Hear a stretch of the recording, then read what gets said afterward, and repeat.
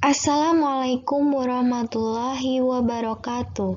Perkenalkan, kami dari kelompok 7 yang beranggotakan Septi Agil Sejati, Nuraini Ayu Wulandari, dan Rika Jayanti, mahasiswa Universitas Muhammadiyah Surakarta, program studi Ekonomi Manajemen, akan mempresentasikan bab 7 mengenai etos dan kode etik keilmuan. Sebelum masuk pada materi, mari kita membaca basmalah terlebih dahulu. Bismillahirrahmanirrahim. Yang pertama, kita akan membahas tentang etos keilmuan. Apakah itu etos keilmuan? Etos keilmuan adalah suatu dorongan kejiwaan yang memproses kebenaran dan menerapkan kebenaran secara kritis dan tanggung jawab. Etos diperlukan sebagai semangat pencarian yang memotivasi pengembangan ilmu, sedangkan semangat keilmuan merupakan salah satu dari semangat kembar, sementara sisi lain adalah semangat tauhid. Dan sebagaimana semangat kembar terdapat pada Quran Surat Al-Alaq ayat 1-5. A'udzu billahi minasyaitonir rajim. Bismillahirrahmanirrahim. Iqra' bismi rabbikal ladzi khalaq. Khalaqal insana min 'alaq. Iqra' wa rabbukal akram. Alladzi 'allama bil qalam. 'Allamal insana ma lam ya'lam. Shadaqallahul adzim. Artinya, bacalah dengan menyebut nama Tuhanmu yang menciptakan. Dia telah menciptakan manusia dari segumpal darah. Bacalah, dan Rabb-Mu lah yang paling pemurah, yang mengajarkan manusia dengan perantakan alam. Dia mengajarkan kepada manusia apa yang tidak diketahuinya. Selanjutnya, kode etik keilmuan.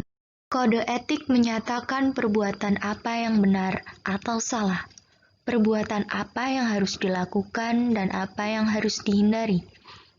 Dan kode etik diperlukan sepanjang proses pengembangan ilmu sejak awal sampai akhir bahkan dalam penerapannya. Kode etik keilmuan meliputi beberapa hal seperti tauhid, khilafah, ibadah, ilmu, halal, haram, adl, zulm, istislah, dan dia. Wacana integrasi ilmu dalam Islam. Di sini terdapat 3 model integrasi keilmuan. Pertama, islamisasi ilmu pengetahuan. Yang kedua, pengilmuan Islam. Dan yang ketiga, integrasi interkoneksi keilmuan. 1. Islamisasi ilmu pengetahuan atau Islamization of Knowledge or Science, yakni mengislamkan ilmu pengetahuan modern dengan cara menyusun dan membangun ulang ilmu-ilmu sosial, ilmu pasti, dan humaniora dengan memberikan dasar dan tujuan yang sesuai dengan Islam. Sedangkan menurut Sayyid Nahwib Al-Atas 1995, usaha islamisasi ilmu harus dimulai melalui kajian mendalam terhadap asas-asas metafisika dan epistemologi Islam yang telah dirumuskan dengan elegan oleh pemikir Islam klasik. Program islamisasi oleh Ismail Raji Al-Faruqi. 1. Menguasai disiplin ilmu modern. 2. Menguasai warisan Islam atau Islamic Heritage. 3. Menentukan relevansi Islam yang khas bagi setiap bidang ilmu modern. 4. Melakukan sintetis yang kreatif antara lain ilmu modern dan ilmu warisan Islam. 5. Menghidupkan pemikiran Islam.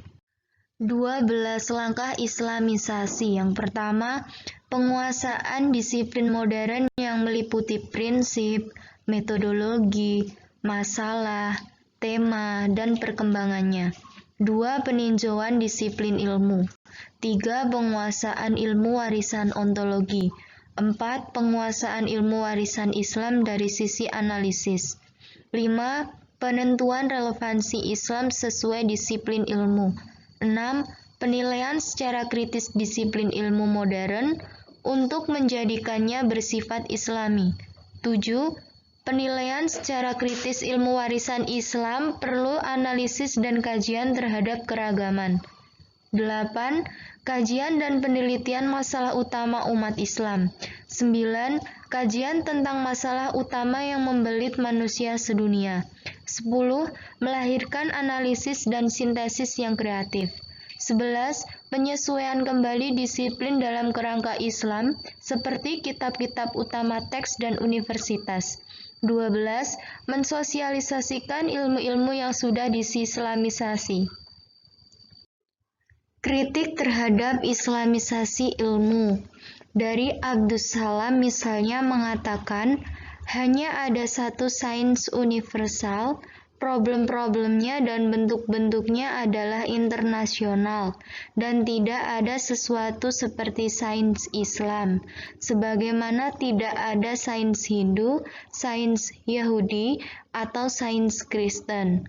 Yang kedua, kritik dari Pervez Hoodbhoy juga menyatakan bahwa tidak ada sains Islam tentang dunia fisik, dan usaha untuk menciptakan sains Islam merupakan pekerjaan sia-sia. Dan sebagaimana telah diungkapkan Syed Ahmed Khan, bahwa tujuan agama lebih pada usaha meningkatkan moralitas ketimbang menjelaskan fakta-fakta sains. 2. Pengilmuan Islam atau Scientification of Islam. Secara harfiah, frasa pengilmuan Islam berarti menjadikan Islam sebagai ilmu. Sedangkan Kuntowijoyo memilih program keilmuan dengan paradigma pengilmuan Islam.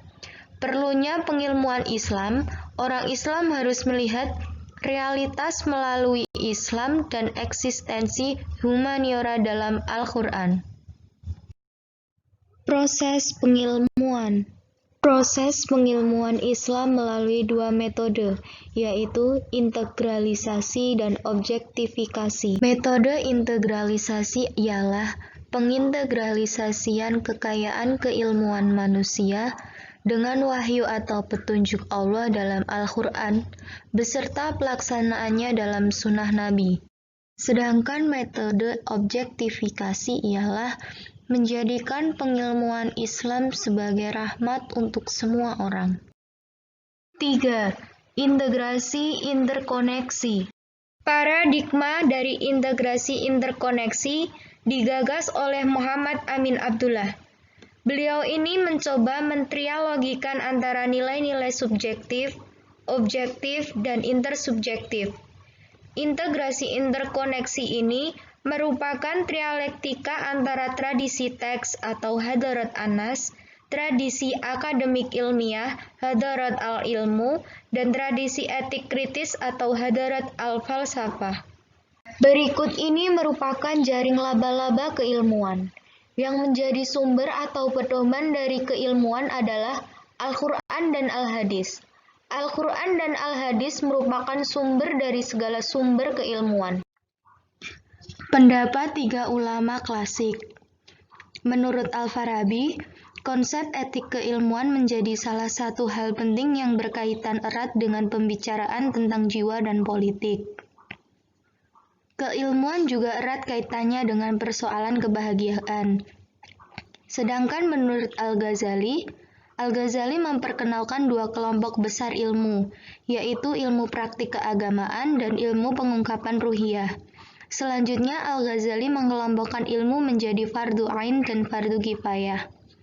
Sedangkan menurut Ibnu Khaldun mengklasifikasikan keilmuan menjadi dua kategori, yaitu sains nakliyah yang meliputi Al-Quran, hadis, fikih, kalam, tasyawuf, dan bahasa, dan sains akhliyah meliputi logika, filsafat, kedokteran, pertanian, geometri, astronomi.